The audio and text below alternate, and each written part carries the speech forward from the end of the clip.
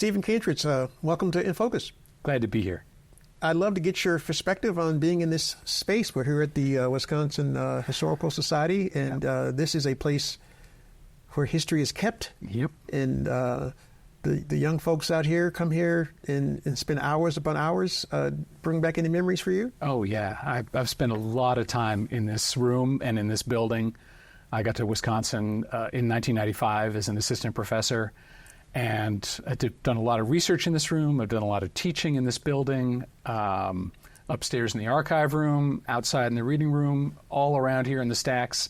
Yeah, it was a big draw for me to come to Wisconsin, that this library was here.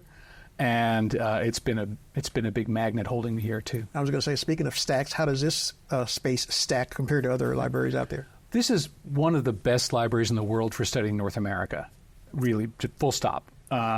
It's got an incredible collection that's been curated amazingly well over many, many generations. And it's got a wonderful archive, like all archives, unique, eclectic, surprising. And this microfilm collection in particular, this room that we're sitting in right now, is unmatched. Now, you say microfilm, I think about technology and all the access people have with web technology and AI and those sorts of things. Yeah. Are people still using microfilm? Fewer and fewer, I bet. But the amount of the percentage of microfilm that's been scanned and that is digitally available is minuscule compared to the holding of newspapers and other periodicals and that sort of thing. So you can scratch the surface with what's online. You can learn a lot. But if you really want to do the deep dive into any particular thing, the chances are you really need to come to a microfilm collection somewhere. Yeah. I'd love to hear your journey in terms of how history became this thing that you wanted to dedicate your entire life to. Yeah. I have to take you back to my childhood. I grew up in Brookline, Massachusetts, which is Boston, but not Boston. If you look at a map, it's a fish that Boston is eating. And so it's surrounded by the city on three sides, but it's not part of the city. It's not even part of the county that the city belongs to. And that's because back in the 1870s, the rich folk, the Anglo-Protestant elite of Boston, moved away from the Irish Catholics who were dominating the city because they found them distasteful. And they established the streetcar suburb, the first streetcar suburb, or one of the first. And when Boston came calling to annex it in the 1870s, they said no. And so Boston annexed all these other outlying towns, you know the names of them, Allston, Brighton, Dorchester, Mattapan, but not Brookline. Flash forward 80 years, 90 years to when Jews could move into some but not all suburbs, and my parents moved from New York to Brookline in the early 1960s, and Brookline became a different kind of upper middle class place than it had been. No longer Anglo-Protestant, but about 50% Jewish. And in the 1970s, when I was a boy, Boston, as you may know, explodes into a controversy over the racial desegregation of the Boston public schools. Mm-hmm. So I'm sitting in the driveway of our house 3 miles from Boston. You can hear the announcers at Fenway Park from my childhood home. And Boston is exploding. And I am living in the calmest, most protected world imaginable. How old are you at this time? I was 8, 9 years old. Wow. Yeah. And my father is sitting in the driveway listening to the radio, and it's all about two things. It's about Louise Day Hicks and the Boston School Committee and their resistance to the desegregation of the Boston public schools. And it's about the fall of South Vietnam in 1974. Wow. And those two things were happening, more than 10,000 miles apart from each other. One of them was happening in my backyard, but they might as well have been equally far away for the direct impact they had on my life. And something about that dissonance has sat with me the rest of my childhood and into my adult years, that I could be so close and yet so far from this tumultuous, violent, explosive history of racism in the United States. And I could not let it go. And I've never been able to let it go. And something about that dissonance and that paradox, if you want, of America's promises and failures and people's attempts to remediate those failures and the intended and unintended consequences of those efforts, all of that has remained kind of at the center of my consciousness and the center of my work. And you were sensing that at 10 years old? No. I'm looking backwards and like historians do, making a judgment about where the moment was when the bug got planted in my brain. But it seems like there's some connection to that, right, in terms of how it affected you? Definitely. But if you're 8 or 9 years old and you're experiencing these things, one of the main things you're experiencing is the adults around you and how they're experiencing it. And what I was noticing was, it was 2:57. I'd been picked up from something, and we were sitting in the driveway, and it was time to go in the house. But my father was not going to go in the house because then he might miss the news at the top of the hour. And it was so important to him to know what was happening, and to feel some attachment and control over that history that was unfolding in front of us. And I learned that lesson. I learned that from my father and from my mother both. The importance of reading the news and understanding where it came from, and understanding that the things were actually happening, and that they mattered, and it wasn't a game, and it wasn't unimaginably far away. It actually did affect you in some way. I'd love to get your perspective on what makes history. How is history made? What happens that becomes big enough that it becomes, quote, history? How does that define? I think we're constantly rethinking and reimagining that, right? Because obviously, in some level, everything that's ever happened is history, but the map of that is the same size as the map of the world. And so where would you put that, right? You can't do that. So we isolate trends and events and people and and try to say these are the things that really matter, but it's all provisional. It's all about where we think we are and what matters in the moment that we're in. And then we look back and say, so how did we get here? And we isolate the events and the people and the processes that got us here. But what that is in one generation is not the same as it is in the next. We're constantly rewriting that, because where we are seems really different than where we used to be. And so the things that got us here also seem really different. So people sometimes say, oh, that's revisionist history. I'm like, what else? That's all we got is revisionist history, because we can only revise. We can only rethink and reimagine what was truly important. Yeah. And a lot of your research deals with race. I'm going to assume that it really connects back to this childhood that you experienced and the unrest that you kind of visualized. Mm-hmm. How did you kind of touched on it, but how did you end up falling into that genre of history? I wanted to tell stories that made sense of the world. And for a long time, I thought I was going to be an English major, because I thought that's where you tell stories. And then I learned that, in fact, history was where people kind of rigorously tried to make sense of things in the way that I could make sense of. So that happened in some ways in high school with some great teachers I had, Brad Wright. And then in college, great storytellers, Ed Morgan, John Boswell, David Montgomery, Bill Cronin, people telling really well-crafted, persuasive stories about the past that reorganized the way I thought about the world I was living in. And then I got the chance to do a little research in college, and after a little break, went back and did a PhD, and I have never really looked back. I've had moments where writing a book seems too hard and I don't want to do it anymore, but then I keep doing it. Right. The teaching has never gotten old, never gotten tired of that.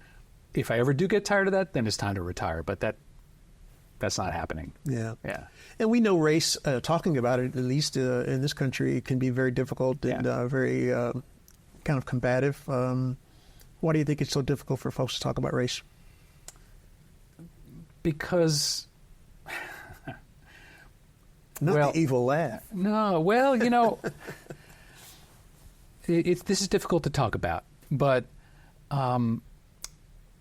there is a presumption and a myth of innocence among white Americans, not only white Americans, but in which what people have achieved is because they deserve it. By extension, what people don't achieve is because they don't deserve it. What people have is given to them by the grace of providence or democracy or the republic or something. And anytime you suggest that the structures on which that's built have contained inequities or let alone great evils. You're challenging the bases on which people have built their sense of themselves and their culture and their nation as fundamentally good. And it's not that I want to tell the opposite story, that they or their culture or their nation are fundamentally bad. What's the point? And also, nothing is fundamentally good or fundamentally bad, actually, I think. It's what you do with it. But the challenge is that people are so committed to sort of a myth of personal and cultural and familial and national innocence that the challenge to that feels personal to them. And so when you say the White House was built with slave labor, or you say every square foot that we are living on very recently belonged to somebody else, and the process of transforming it into American land was often a very violent one. Anytime you say those things, you rip a hole in that sort of veil of innocence, and people don't like to do that. So finding ways to persuade them that not to do that is dishonest. That's the challenge here, I think. Yeah. And a lot of your work on race centers around the 19th century. What is it about that time period that really attracted you? Just lucky, I guess. I don't know why exactly the 19th century grabbed me the way it did. It's just an accident, really, of the particular teachers I encountered at a particular moment. But I was very lucky to begin graduate school at Princeton the same year that a newly hired professor arrived there, a woman named Nell Irvin Painter. And she's a very creative, brilliant, idiosyncratic historian, mostly of African American and women's experience. And she just kind of lit a fire under me in a variety of ways.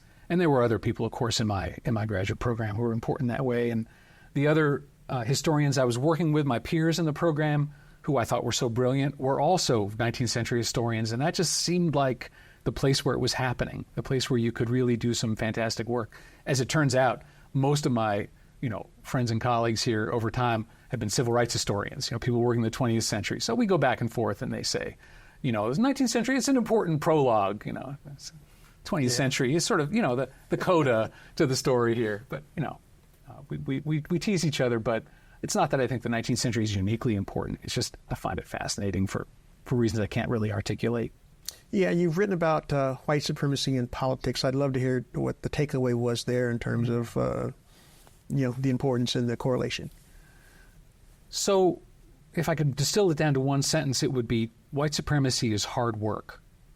White supremacy is not what's bred in the bone. It's not a sort of natural feature of some white racial imperative. White supremacy is a political project, and people worked and work really hard to make it work and to make it function and to make it plausible and to make it persuasive. And that's a really important lesson, because it's important to say whiteness is not, to be white is not necessarily to be white supremacist. And what white supremacy wants you to believe is that whiteness is biological, inherent, essential, conquering, and violent.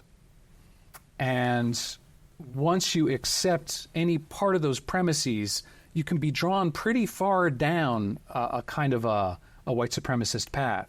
So I think it's really important to understand white supremacy not as inborn, not as biological, not as kind of essential or pre-rational, but as a political project that individuals and organizations do in order to create certain kinds of change in the world. Yeah. Not the kind of change I'd like to see, but I think it's important to understand it that way. And when you say it's white supremacy is work, I mean like in terms of the overall effort that it takes to hate, I guess? Mm-hmm. To organize people to hate. To organize the structures of society in ways that ratify white supremacy's premises, which is that white people are superior to other kinds of people.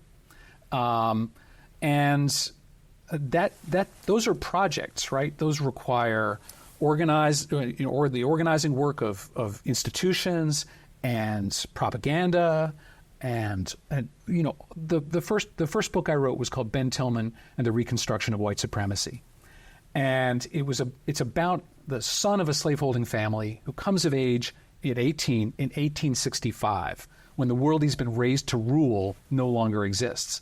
And he spends the rest of his life trying to recreate the world of his childhood in a world that doesn't have slavery in it anymore. And that requires reorganizing white Southerners, South Carolinians in this context, to rethink their relationship to racial supremacy in a world where slavery won't bolster it. And they need to create other forms and other forces to do that work that slavery used to do. And so they use terrorism, they use law, they use constitution making, they use mob action, they use all kinds of different things to try to reconstruct that world. But the lesson of it is they're very successful. But they have to keep at it. They can't ease up, because the challenges to it, from black people, of course, but also from white people who understand that this is not actually serving them very well, are constant and ongoing. And so white supremacy is a constant act of pushing back against those more egalitarian and insurgent forces in the society. Yeah, and one of the things that really surprised me during my research for my project, Wisconsin in Black and Whites, that looked at systemic racism in the state of Wisconsin, I stumbled across photos of these massive Klan rallies here in Madison, rebel flags being, flown and carried on the University of Wisconsin campus. And not only was I surprised, but a lot of people were surprised that there is this connection with the Ku Klux Klan here on this campus. Yeah, I mean, exactly a century ago is when those rallies and marches, down King Street. 1920s, 20s? Yeah, 1920s, yeah, exactly 100 years ago. The height of the Klan as a national force, and its effort to build a white supremacist infrastructure all over the country. I mean, Indiana was the biggest Klan state, but the people were trying hard to make Wisconsin into a Klan state too. So did it work? It worked somewhat. Wisconsin's it was a harder place than some to do it because for one thing, the Klan was intensely anti-Catholic in the 1920s, and there were a lot of Catholics in Wisconsin.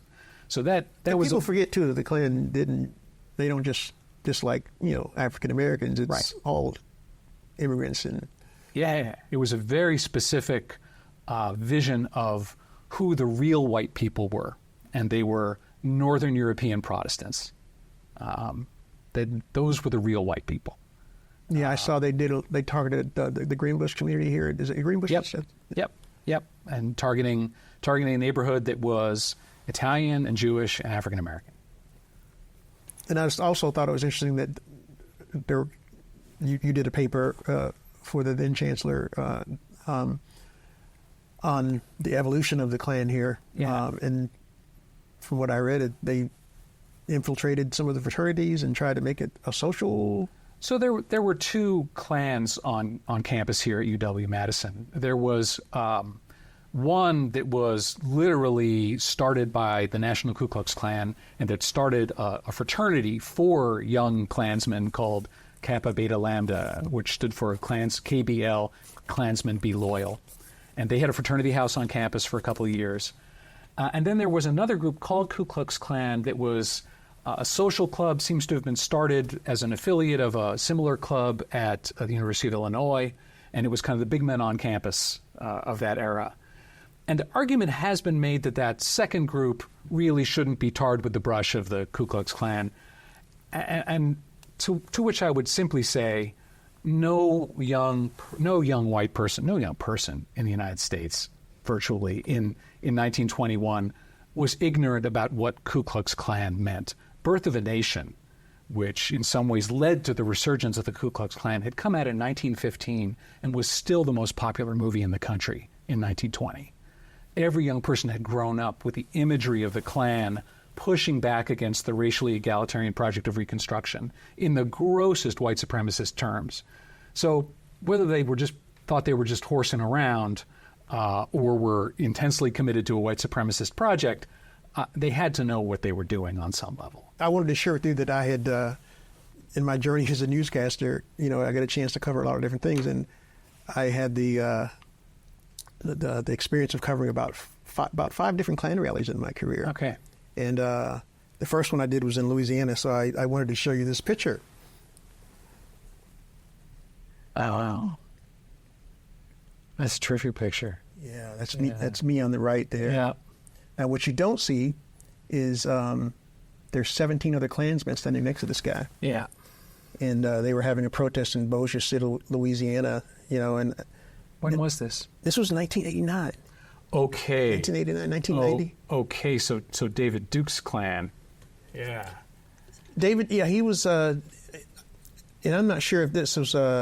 I don't know if he was involved with this one because his name was not quite on the scene yet. Because he's out of Louisiana. I think he's out of Hammond, right? Hammond. He's out of Metairie, I think. But Was it Metairie? thought so, but I covered him when he ran for governor Okay. in Louisiana as yeah, well. okay, you know that story. But this guy was out of I think out of Lakeland or Polk County, Florida. Okay.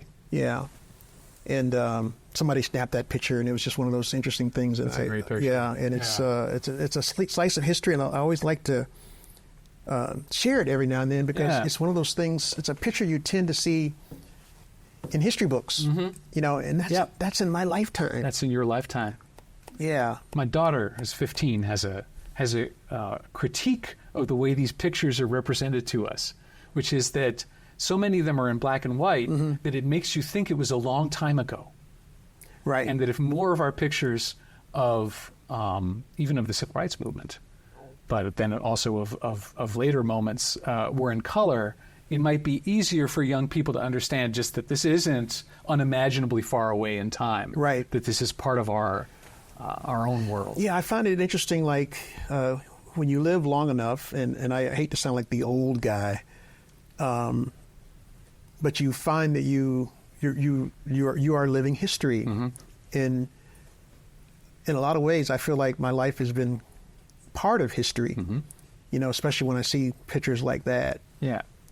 and it's just one of those interesting things that you know you don't think about until you reflect back and No, of right. something because that was 35 years ago or so, something like that. Yeah. So yeah, I wanted to share that with you. Yeah.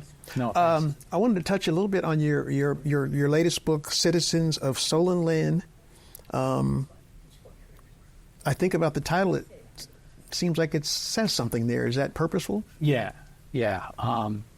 It's the title points to the kind of paradoxical situation of the Ho-Chunk people who lost their homeland of Wisconsin through a series of fraudulent treaties in the 1820s and 1830s, who were legally expelled from Wisconsin shortly thereafter, and for all legal purposes were outlaws in Wisconsin thereafter, and yet who either remained, refusing to leave and be expelled, or returned to Wisconsin and reestablished themselves as a literal presence in Wisconsin, but then in the 1860s and 70s managed to reestablish themselves as a legal presence in Wisconsin.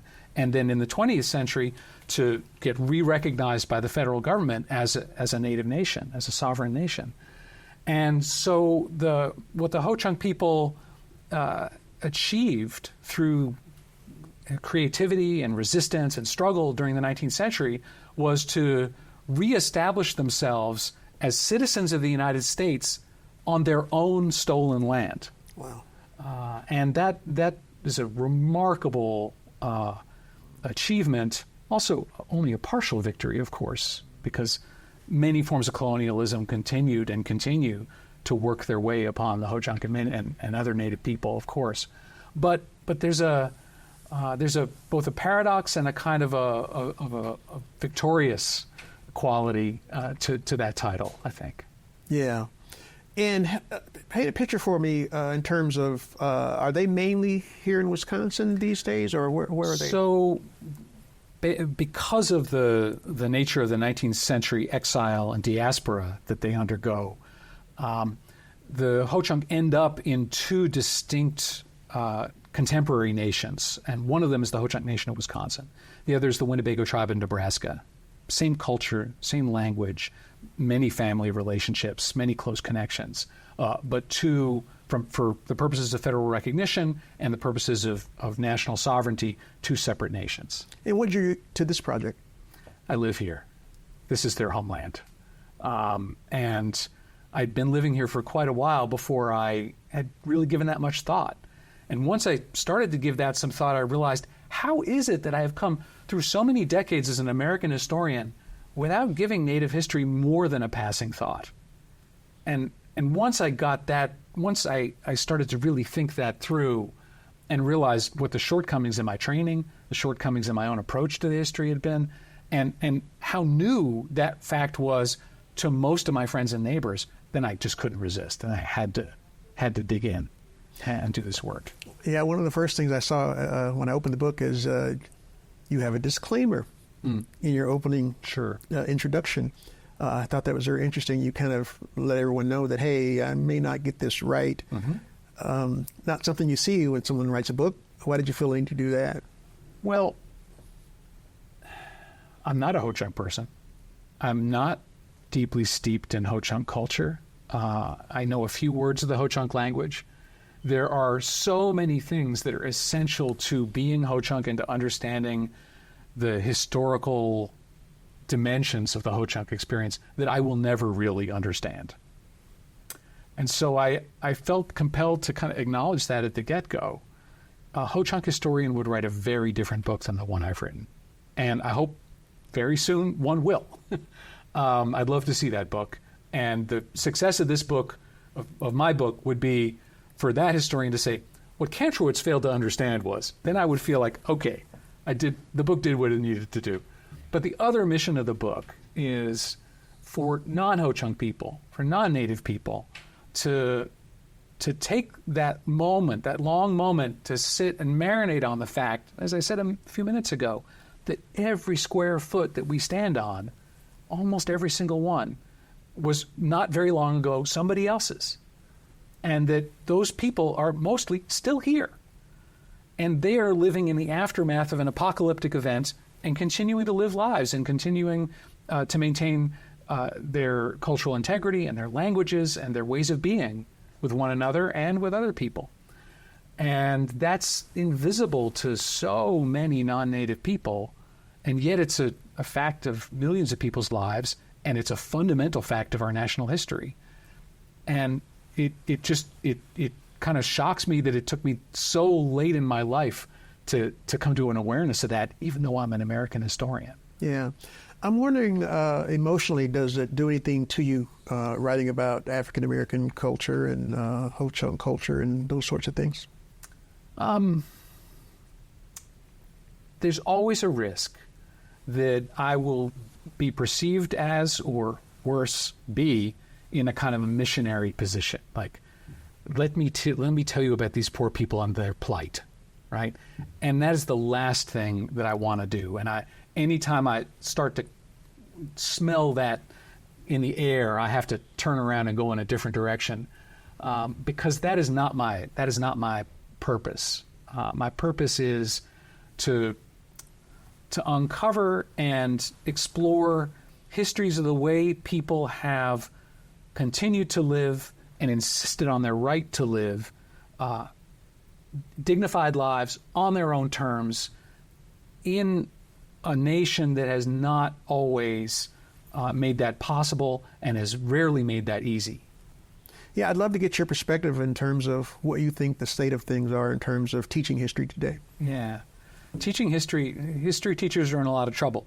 There are a lot of laws and political movements that are designed to restrict what teachers can say in the classroom, and restrict what students can hear in the classroom, and allow students to opt out of hearing histories that their parents think they might not want to hear.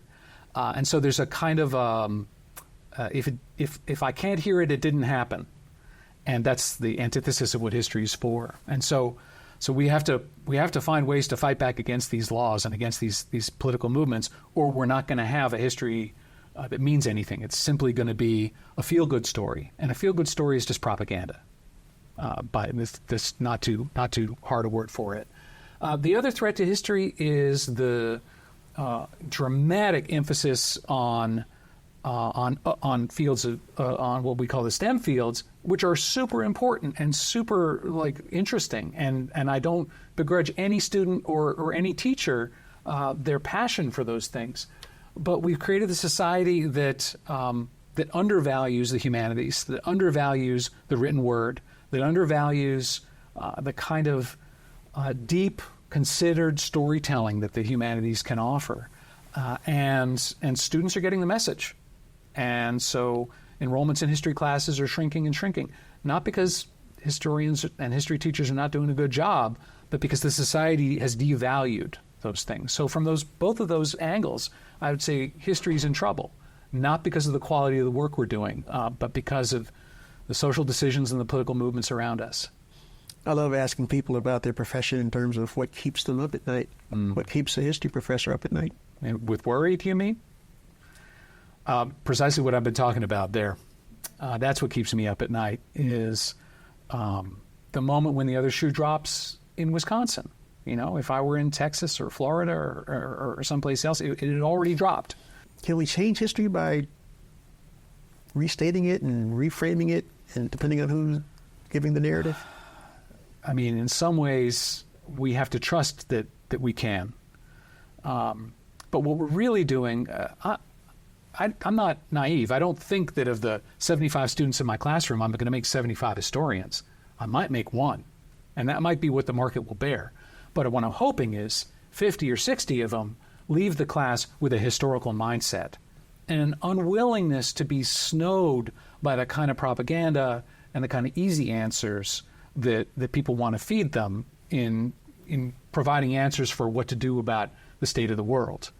I think if you have a historian's mindset, you're less likely to fall victim to those kinds of easy answers, less likely to fall victim to that kind of propaganda, more likely to ask some harder questions and want to get to some more complex answers.